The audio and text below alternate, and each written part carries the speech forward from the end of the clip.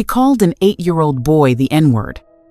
At a public park, in front of everyone.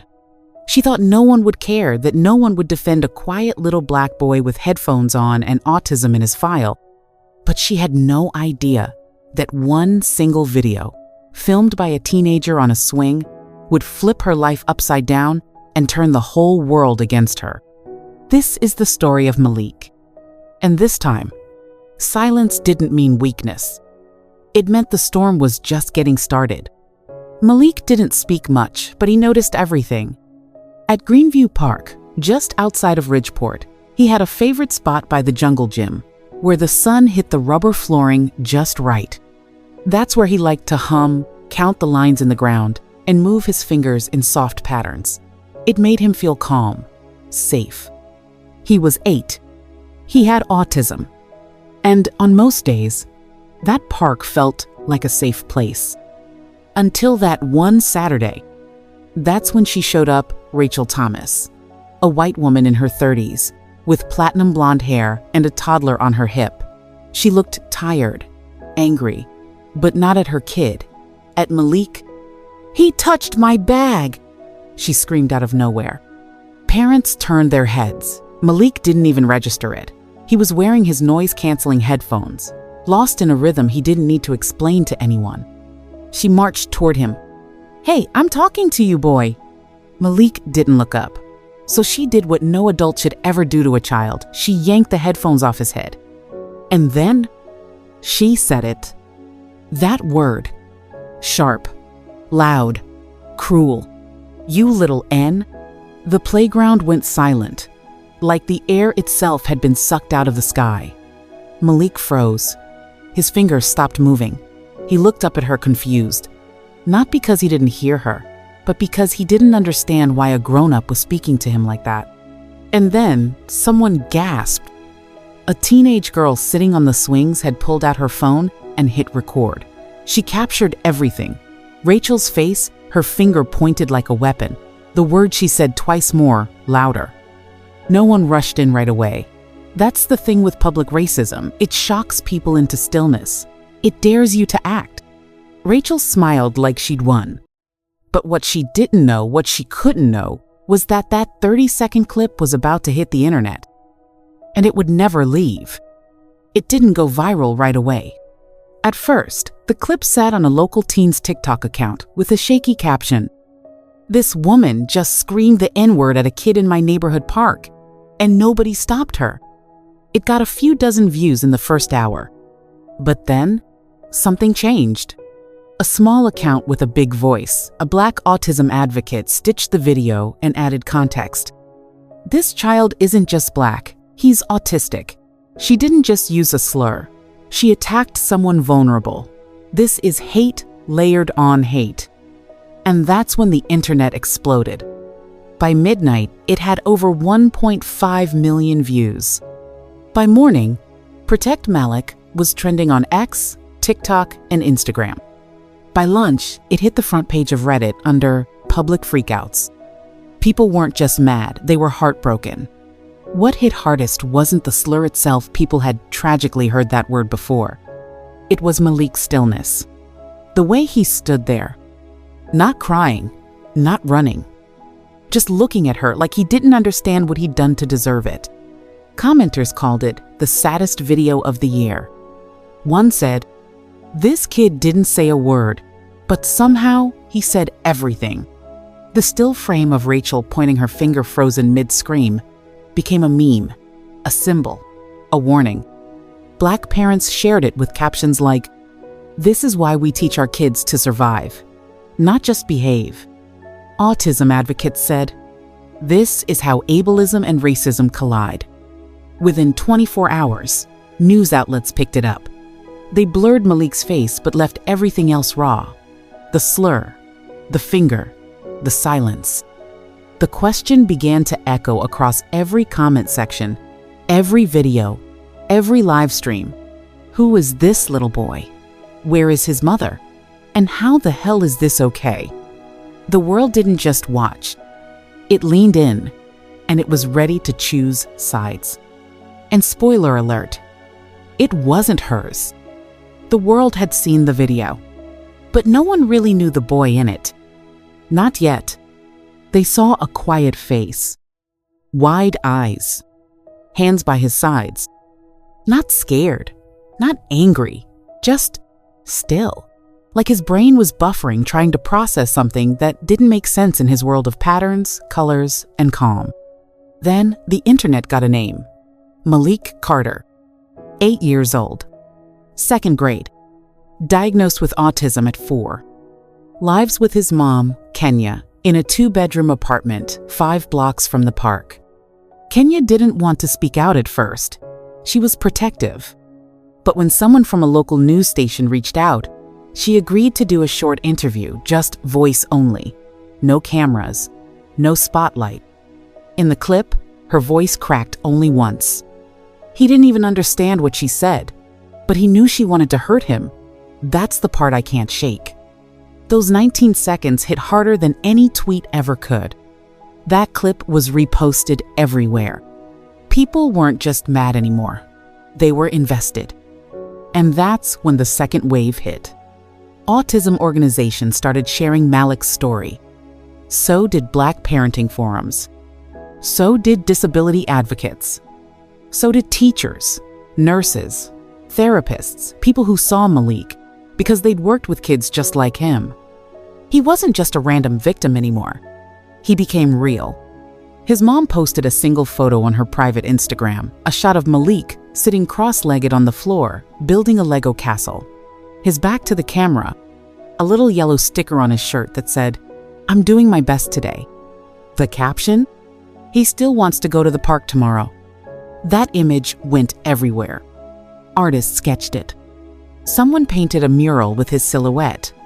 One influencer with 10 million followers reposted it and wrote, "This is what grace looks like." Suddenly, the question changed from, "Who is Malik?" to, "How can we show up for him?" The world wasn't just watching anymore. It was listening. It was grieving. And most of all, it was choosing sides. And while support for Malik grew, Rachel was just getting started with her next move. While the internet was wrapping Malik in love, Rachel Thomas was plotting her comeback. She didn't disappear. She doubled down. 2 days after the video went viral, she posted a selfie in her car, eyes red, face makeup-free, with a caption that read, "When lies go viral, innocent families suffer." That post got hundreds of comments, most of them calling her out, but a few voices stood up for her. Don't let them cancel you. You're a mother. Don't apologize. This is what they always do to us. And just like that, a new narrative began to form. One where Rachel wasn't the aggressor, she was the victim. The next day, a link started circulating. GiveStrongForRachel.com, a donation page on a Christian crowdfunding site. The headline read, "Help Rachel and her baby recover from online harassment." She asked for 20,000 to relocate, seek therapy, and protect her child from hate mobs. Within 12 hours, she passed that goal. Within 48, she had over 300, zero in donations from people who didn't care what she said, or worse, agreed with it. Her story? She claimed she was being doxxed, threatened, and targeted by a woke mob. No mention of Malik, no apology, just her tears, her child, and a perfectly packaged victim arc. On Twitter, she was called brave. On Facebook, a pastor offered prayers. On Reddit, her supporters were getting banned, but they just moved to smaller, darker corners of the internet. The money kept rolling in, and all the while, Kenya Malik's mom stayed silent. Not because she didn't care, but because she was watching, waiting, letting the world decide what kind of story this would be. And while Rachel was busy counting donations, the internet was about to flip the narrative, and flip it hard. The internet may be messy, chaotic, and loud, but it doesn't forget. And it damn sure doesn't let racism hide behind GoFundMe links and fake tears. As Rachel's fundraiser kept climbing, 400K, 500K, something shifted. People got angrier, louder. smarter. Activists started calling out the platform hosting her fundraiser, tagging them nonstop.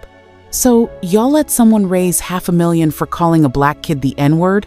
Screenshots were everywhere. People reposted her quotes side by side with the video. "Victim?" one tweet said. "She's literally the villain in HD." Big accounts started stitching together timelines. One creator posted a viral side-by-side. On one screen, Malik at his Lego table. On the other, Rachel's fundraiser page. Caption: "This is America." Over 3 million views in 2 hours. The pressure was building not just socially, but economically. Black-owned businesses pulled ads from the platform. A coalition of educators released an open letter condemning her. Celebrities started to speak. A-list actors, musicians, influencers, all using the same words. Say his name, Malik. And then the real turning point came. A teacher, Ms. Johnson from Malik's school, quietly posted a thread. No drama, just facts. She said Malik was kind. He helped classmates zip their backpacks. He once gave a crayon to a kid who had dropped his. He didn't even speak much, she said. But when he smiled, you felt like the world might actually be okay for 5 seconds. That thread went viral. Because it wasn't about outrage, it was about truth. It reminded people why they were angry, who they were fighting for. Rachel tried to post a video response. It backfired.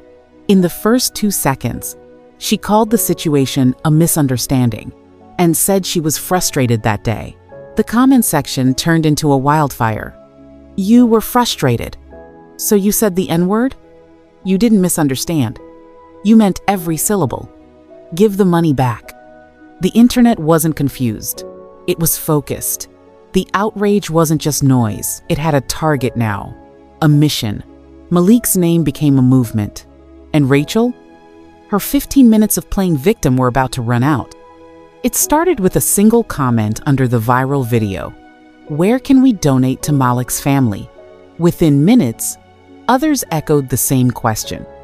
By the end of the day, a community organizer named Darren, a quiet leader in the Ridgeport neighborhood, launched a verified GoFundMe for the Carters. The title was simple: Support Malik. The goal?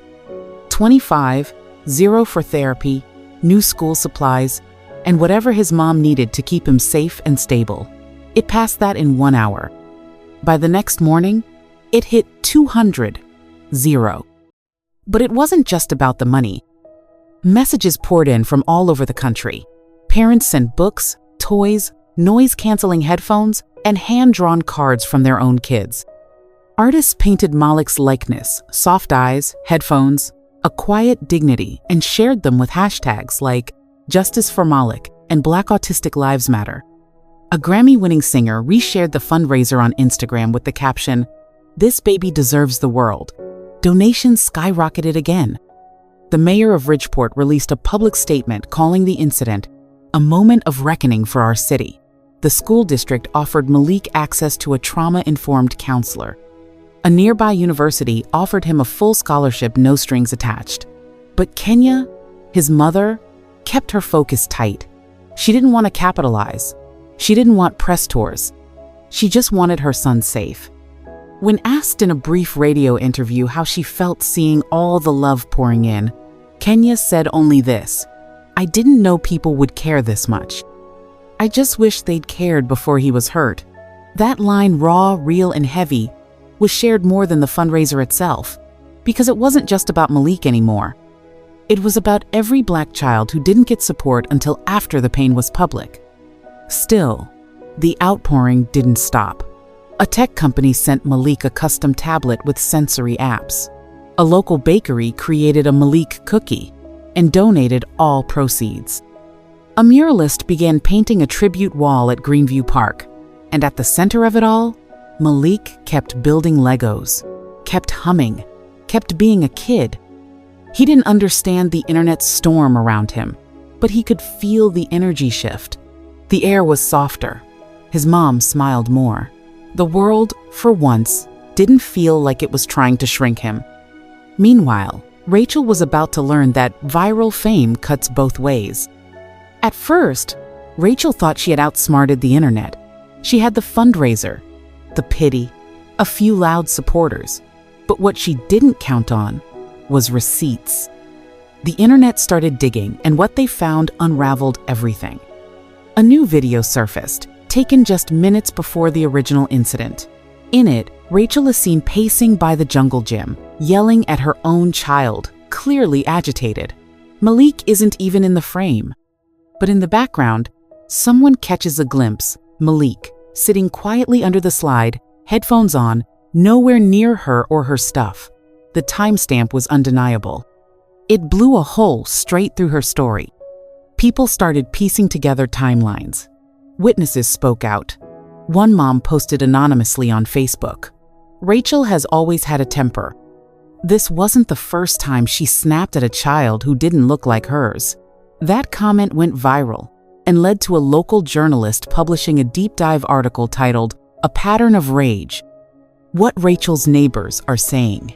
In it, 5 separate Ridgeport residents confirmed similar encounters, racial outbursts, aggressive parenting, entitlement masked as concern. And then came the job news. Rachel worked at a mid-sized marketing firm. Quiet desk job.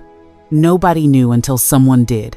The company was flooded with emails and tagged in every version of the video. They stayed quiet for 48 hours, then finally posted a statement. "We have reviewed the disturbing video involving one of our employees. Effective immediately. Rachel Thomas is no longer with the company." Short, brutal, public. Rachel tried to clean up. She deleted her fundraiser, locked her social accounts, claimed the money would be donated to mental health charities, but didn't name any. No proof, no receipts. People weren't buying it.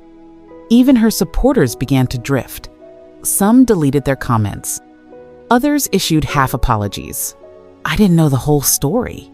A few even turned on her completely, calling her a liar, a grifter, a racist who played the victim card one too many times. Rachel had gone from viral sensation to public disgrace in just under 2 weeks. And it wasn't cancel culture. It was consequence culture. The mask had slipped, and the internet made sure it stayed off. Meanwhile, Malik, he was about to become more than just the boy in the video. He was becoming a name, a message, a symbol. By now, Rachel wasn't trending anymore. She was radioactive. Her name had become internet shorthand for entitled racism. Twitter threads labeled her the playground Karen. Memes mocked her tears. TikToks remixed her voice into parody songs. No matter where she turned, there was no escape. So she did what most people do when they've lost the narrative. She tried to disappear. She deleted every post, scrubbed her social media, changed her profile picture to a flower, even changed the name on her fundraiser from Rachel T to Anonymous Mother.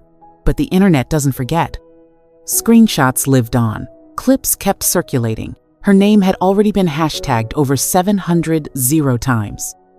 A YouTube documentary creator posted a 14-minute breakdown titled, "She Picked the Wrong Boy." It wasn't just a takedown, it was a cinematic hit piece, complete with slow zooms, dramatic piano, and receipts on screen. It hit 4 million views in 3 days. The comments were merciless. She ruined her own life in 30 seconds. This is what happens when you say the quiet part out loud. Malik didn't even need to fight back. The world did it for him. Then came the real-life consequences. She was spotted at a grocery store, and someone recorded her arguing with a cashier. The video was grainy, but the caption said everything. "She's still yelling, just not getting paid for it anymore." Her landlord reportedly didn't renew her lease. Her child's daycare distanced itself. She wasn't just infamous, she was untouchable. And yet, the silence from Rachel was telling. No apology, no explanation, no direct address to Malik or his mother. Just the quiet sound of shame, the kind that lingers long after the noise fades. She wasn't fighting anymore. She was hiding. But the problem with hiding after going viral is that your face becomes a mirror. Everyone who saw that video saw a part of the world they didn't want to admit existed, and Rachel had given it a name. Meanwhile, Something bigger was happening. Something hopeful. Malik's name was no longer just trending.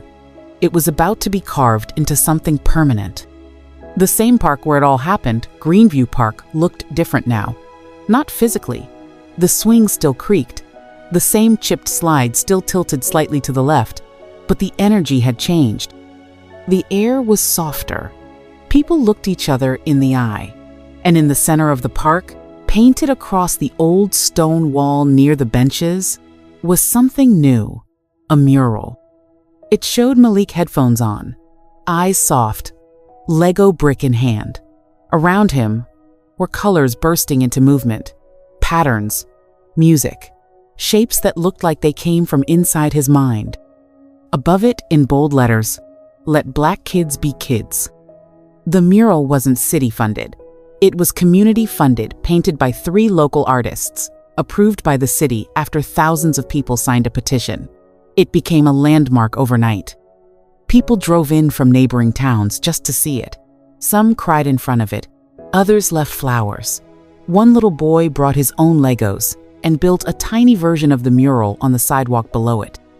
Malik never asked for any of this, but it kept growing.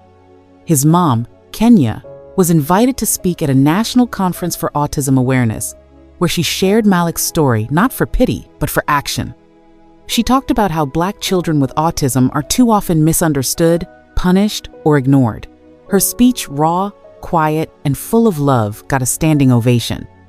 A local library started a reading program in Malik's name. A children's book was announced inspired by him. And the GoFundMe? It had crossed 1 million. Kenya donated a portion to create a nonprofit, the Malik Foundation, focused on supporting neurodivergent Black youth and their families. But the most powerful legacy? It wasn't the mural. It wasn't the money. It wasn't the programs. It was this. Kids knew his name now. At school, when someone got bullied, kids said, "Leave them alone, remember Malik." At the park, other children invited him to play, even if he didn't respond right away. One teacher said, "I don't have to explain empathy anymore. I just say his name." He became more than a moment. He became a message. And as for Rachel, she wasn't just forgotten. She was replaced by a story so much bigger than her hate. The news cycle moved on like it always does. New scandals, new stories. But Malik's story didn't fade, because what happened to him wasn't just a moment of outrage, it was a mirror. And the world saw itself in it. A year later, Greenview Park held its first annual Malik Day. No big sponsors, no political speeches, just families, kids of every shade, a DJ, free snow cones, sensory stations, books about neurodiversity, and right at the front gate, a bronze plaque with 7 simple words, in honor of every child unheard. Malik arrived with his mom just before noon. He wore a blue hoodie, his headphones, and carried a zip-up pouch full of Legos. He didn't speak much, he never really did. But when he saw the mural, the plaque, the kids wearing stickers that said, "Be kind like Malik," he smiled. And that smile, it said everything. He wasn't a viral victim anymore. He wasn't a symbol of pity. He was a reminder that being quiet doesn't mean being weak. That dignity can be louder than hate. That when a community listens instead of silencing, healing becomes possible. And Rachel? She was long gone from Ridgeport. No one spoke her name anymore. She was just the before. He was the after. Because Malik didn't yell. He didn't fight. He didn't scream back. He just existed. And the world finally saw him. So if you've ever felt invisible, ever been made to feel too different, too quiet, too broken to belong, just remember Malik. Because his silence changed everything. Have you ever been judged like this? Let us know in the comments. Your story matters too.